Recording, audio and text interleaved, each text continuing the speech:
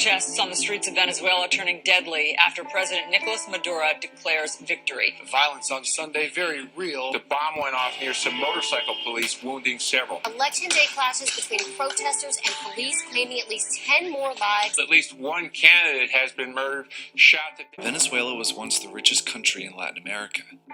It has the largest known oil reserves in the world, and its democratic government was once praised worldwide. But today, Venezuela's democratic institutions and its economy are in shambles. The country has the highest inflation rate in the world, making food and medicine inaccessible to most Venezuelans. Over the last 4 years, its GDP has fallen 35%, which is a sharper drop than the one seen during the Great Depression in the US, and the country's murder rate has surpassed that of the most dangerous cities in the world. These conditions have sparked months of protests against the president, Nicolas Maduro, and it's easy to see why. The country has become measurably worse since his election in 2013. A poll showed that about 80% of Venezuelans want Maduro removed from office. But instead, the opposite has happened. Maduro has consolidated his power, bringing the country closer to authoritarian rule. Maduro's political ambition became evident in December 2015. 2 years after he became president, a coalition of opposition parties called the Democratic Unity Roundtable, or MUD, won a two-thirds majority in the National Assembly, putting Maduro's rule at risk. In response, Maduro quickly forced out several Supreme Court justices and filled the positions with cronies loyal to him. In March 2016, the court ruled to strip the opposition-led National Assembly of its powers, a move that sparked massive protests across the country. The ruling was reversed a few days later, but the damage was done. Protests continued to grow and have left about 100 dead and thousands injured so far. Despite the violence and public outcry, Maduro held a vote in July to elect a new governing body called the National Constituent Assembly, which would have the power to rewrite Venezuela's constitution and essentially replace the National Assembly, and leave virtually no opposition to Maduro's rule. With Maduro's recent vote, Venezuelans didn't have a say in whether the assembly should exist. They only had the option to elect its members. But when Maduro's predecessor, Hugo Chavez, proposed a constitutional rewrite in 1999, he first called for a referendum to propose the election of the assembly. After most Venezuelans voted yes, they then elected a new National Constituent Assembly. See, unlike Maduro, Chavez was a charismatic and beloved leader. In the 90s, he burst onto television sets across the country. He blamed government corruption and Venezuela's elite for the economic inequality. His populist message resonated with the country's poor, who eventually helped bring him to power. The key moment in his presidency came in 2004, when oil prices surged.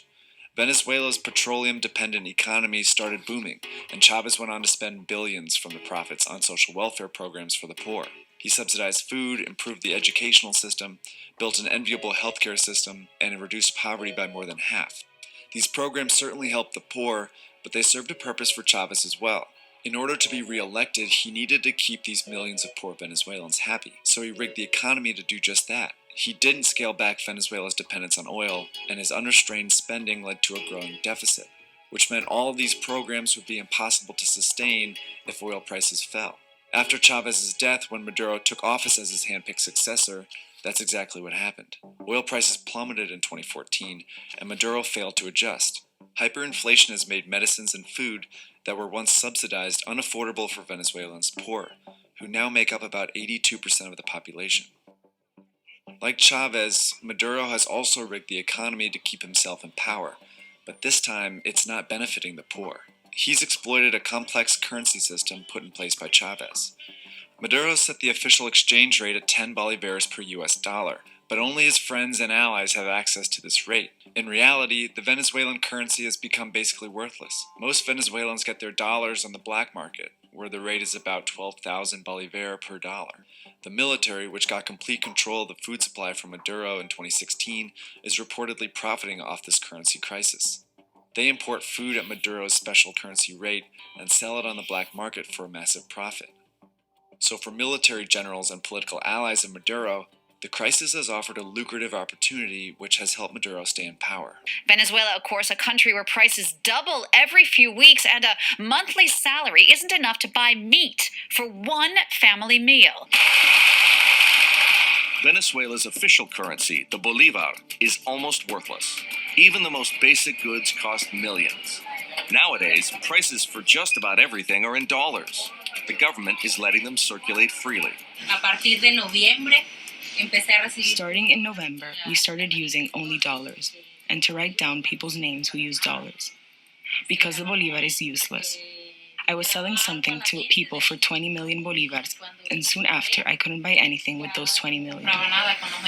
Now it's less about meat and more about hooves, fat, tripe, and bones. Animal offcuts have become the affordable option for Venezuelans, priced out by hyperinflation.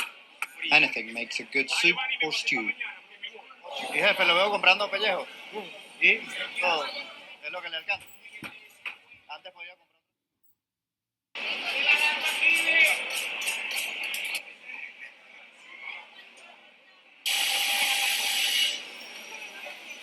Rotten beef is also sold here in this market.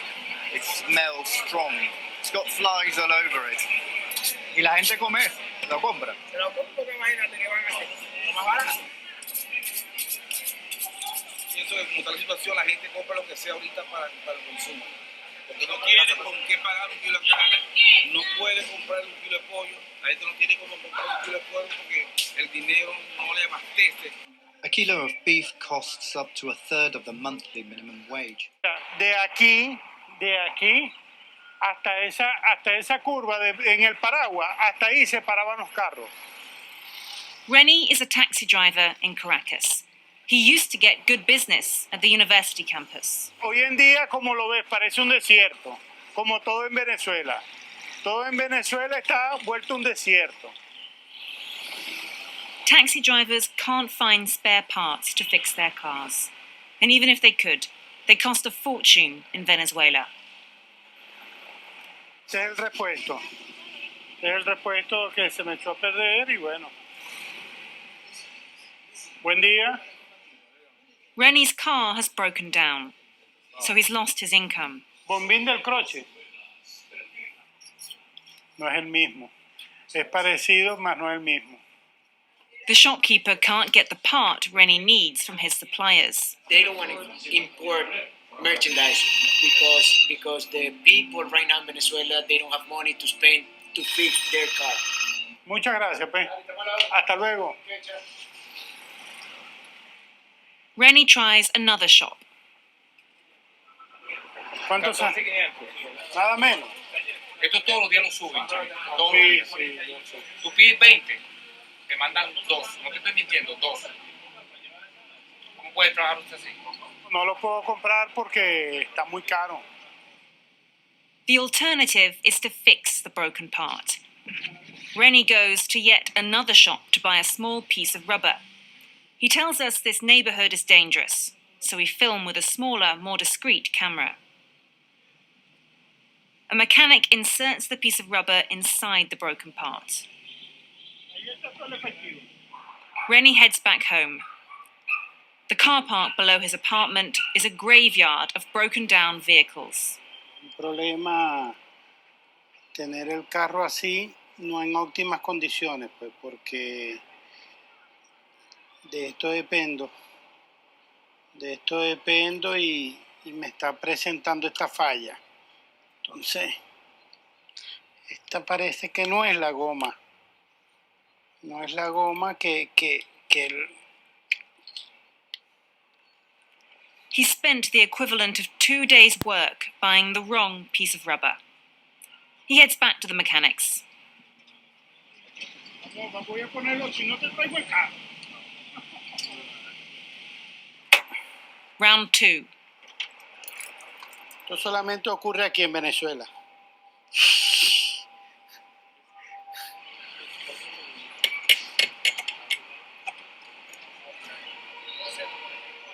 No funcionó. No, nada. He's going to have to buy a brand new part after all, and he's wasted time and money trying to fix it himself. No seguir en esto, de verdad, ya me cansé. Me cansé y me decepcioné. Every morning, Beatrice walks to her shop in downtown Caracas. She can't keep up with inflation. Si tú vendes una pintura hoy en 500 y mañana la vas a comprar en 500, estás perdiendo. Por eso es que cada día los negocios van más feitos. Por eso es que también la gente casi no viene. Casi todo está cerrado por eso. She imports in dollars but sells in the Venezuelan currency, which is worth less every day. So Beatrice has to put her prices up. A la orden. Esa sale en 1,400. But that means her customers can't afford anything. A la orden. Sometimes Beatrice doesn't sell anything all day. Less than a decade ago, Venezuela was the richest country in Latin America, a global oil powerhouse flush with petrodollars. Today, it's one of the poorest, and life for millions is a struggle for survival. The economy has been flat on its back for 22 years, dragging more and more each day. Every day, hyperinflation abuses us. It doesn't allow us to eat. It doesn't allow us to get medicine. Venezuela's decline is a story of destructive domestic politics and failed foreign intervention. Venezuela used to be the biggest oil exporter to the United States, bigger than Saudi Arabia.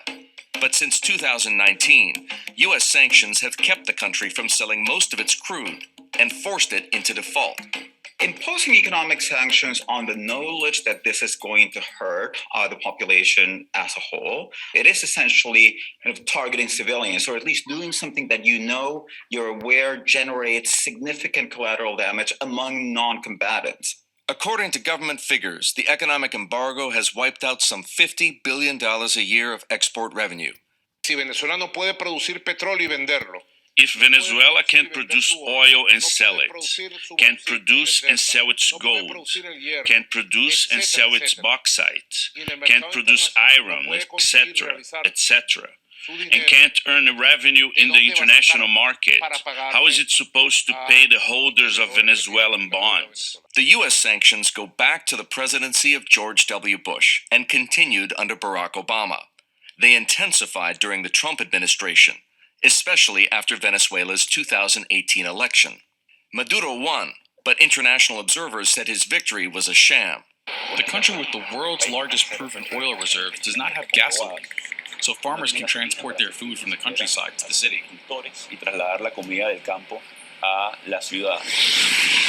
Across the country, drivers line up for hours, sometimes days, to fill up with gas. Venezuela's once mighty oil industry has been crippled. Production that peaked at almost 3.5 million barrels a day shrank to just 310,000. Not enough to meet domestic demand. 2 days, more or less approximately, to line up for tomorrow. If we're lucky, tomorrow they'll fill up with gasoline.